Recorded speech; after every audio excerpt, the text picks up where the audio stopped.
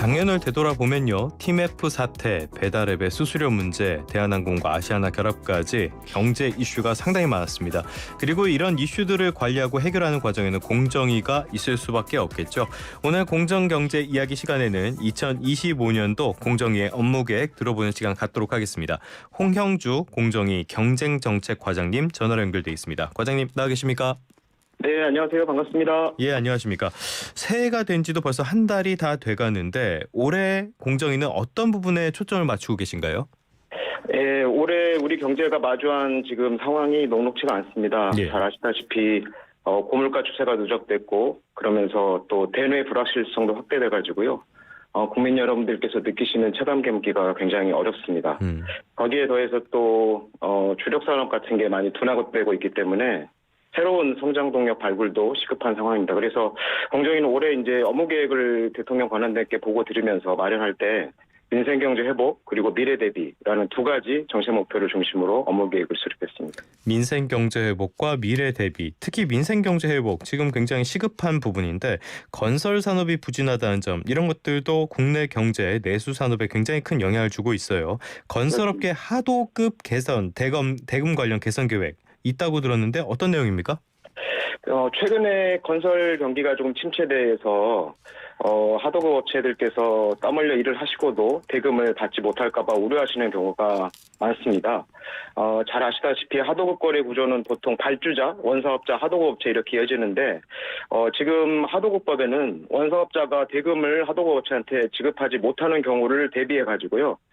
지급보증제도라든지 직접 지급제도 이런 제도를 두고 있습니다.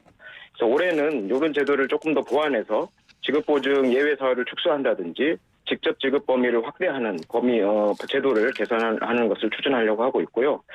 그리고 또 특히 하도급 납품단가 연동제가 도입돼서 시행되고 있는데 올해는 연동제 계약을 체결하지 말자 이렇게 합의를 강요하는 것 같은 탈법 행위에 대해서도 집중적으로 점검할 계획입니다. 알겠습니다. 이런 조치가 건설 산업의 회복에 조금이라도 도움이 됐으면 좋겠고요. 작년에 팀F 사태로 이커머스 시장 그리고 여행업계 타격이 굉장히 컸습니다. 같은 사고가 발생하지 않도록 대책을 마련했고 올해 그 대책을 본격적으로 추진한다고 들었는데 어떤 내용입니까? 그렇습니다. 작년에 말씀하신 대로 팀F 사태 때문에 입점업체분들의 어려움이 굉장히 컸고 사회적 파장도 컸습니다. 그래서 이러한 사태 재발을 막기 위해서 정부가 관련 대책을 마련했고요. 그 대책을 수록하고 있는 대규모 유통업법이라고 있습니다. 유통업법 개정안이 작년 10월에 국회에 발의가 됐습니다. 공정위는 올해 이 법안이 하루속히 국회에서 통과될 수 있도록 국회 논의에 적극적으로 참여하고 지원할 계획입니다. 거기에 더해서 현재 지금 대형마트 같은 전통적 소매업에 대해서도 현행 지금 대금 정산 기한이 보통 60일 내지 40일로 돼 있는데 이 기일이 너무 늦지 않은지 검토하고 또 온라인 쇼핑몰 많이 이용하시잖아요. 온라인 쇼핑몰에 대해서는 대금 지연 지급이라든지 판촉 비용을 입점업체한테 떠넘기는 등의 불공정 행위가 있는지 집중적으로 점검하겠습니다.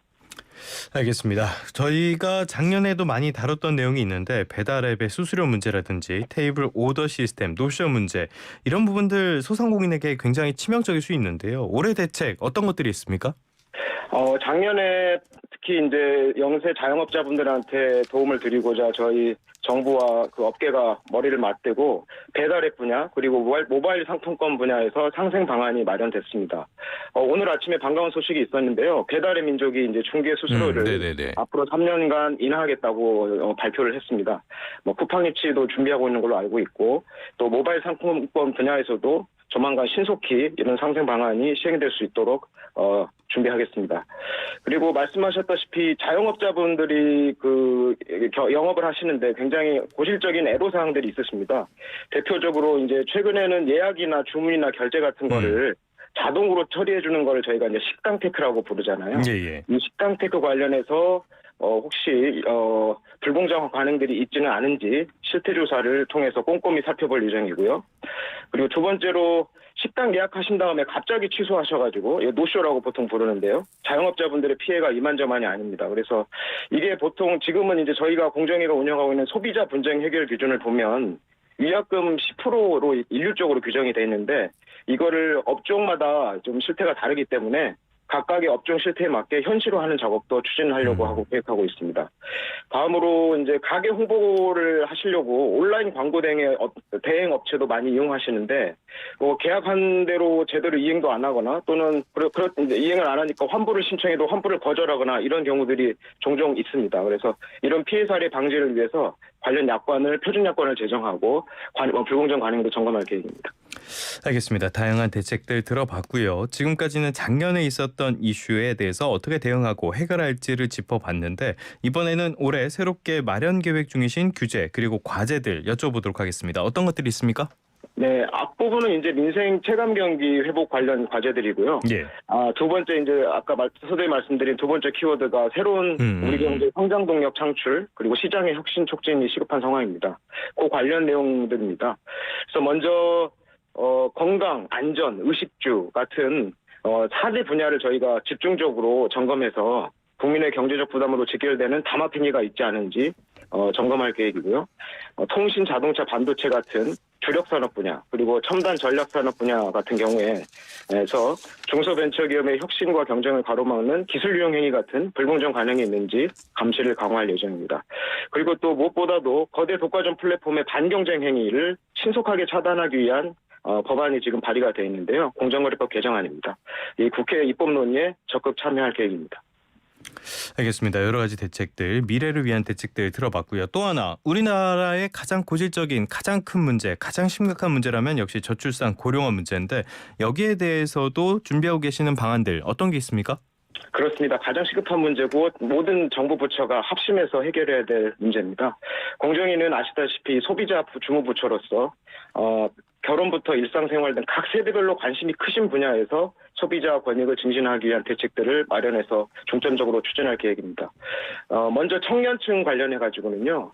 최근에 이제 웨딩플레이션이라는 말이 등장할 정도로 결혼 준비 비용 때문에 어려움을 겪고 계신 예비 신혼부부들이 많으십니다.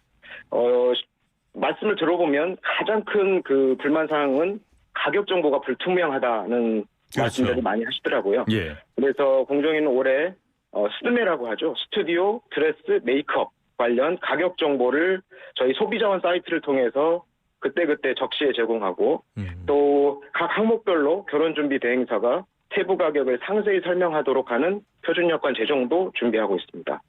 다음으로 이제 중년층과 관련해가지고는요. 일상생활 밀접 분야를 중점적으로 들여다볼 예정입니다. 가령 지금 대한항공 아시아나가 기업 결합을 했고 그 이후에 그 마일리지라든지 비행기 표값을 불리하게 또는 과다하게 인상하는지 관리 감독을 철저히 할 것이고요. 헬스장 관련해서도 피해가 없도록 표준 약관을 제정한다든지 하는 노력을 할 것입니다. 마지막으로 고령층 소비자분들을 위해서는 일상생활에서 겪으시는 불편 해소를 위해서 규제 개선도 적극적으로 추진할 계획입니다. 가령 휠체어 타시는 어르신분들이 많으신데요. 좀 더 편하게 이동하실 수 있도록 교통수단과 관련된 규제를 살펴보고 관계부처와 협업해서 개선하려고 합니다. 지금까지는 생활 밀착형의 그런 정책들을 많이 들어봤는데요. 사실 공정위 하면은 제일 중요한 역할이라고 해야 될까요? 제일 눈에 띄는 역할이라고 해야 될까요? 대기업 집단에 대한 정책들 빼놓을 수가 없잖아요. 올해 관련된 과제 어떤 내용들이 있습니까? 대기업 집단 시작 관련해서는 우선 부당 내부 거래에 대한 감시는 항상 그래왔던 것처럼 철저히 할 예정입니다. 예. 올해는 특히 이제 외식업이나 건물 관리업 같이 중소기업들이 많이 진출해 있는 중소기업 중점 업종이 있고요. 그런 업종 그리고 또 부동산이나 의료 같은 민생 밀접 분야에 대해서 부당 내부 거래를 집중 감시할 예정입니다. 그리고 제도 관련해서는 경제 규모가 많이 커졌기 때문에 예. 지금까지 그 공시 대상 기업 집단에 지정을 하는 기준이 계열사들 전체 자산 총액의 5조 원 이상으로 계속 고정되어 있었거든요. 이거를 GDP에 연동하는 방식으로 변경하는 것을 추진할 계획입니다. 그리고 기업 집단 측에서 기업들의 자료 제출 부담을 경감해 드리기 위한 여러 가지 제도 개선도 추진할 계획입니다. 알겠습니다. 끝으로 마무리로 청취자분들께 드리고 싶은 말씀이 있다면 어떤 게 있을까요? 지금 제일 중요한 것은 속도와 체감도라고 생각합니다. 공정위는 올해 국민들께서 각자의 삶에서 가시적 성과를 체감하실 수 있도록 한 걸음 더 빠르게 앞서 말씀드린 과제들을 열심히 추진하겠습니다.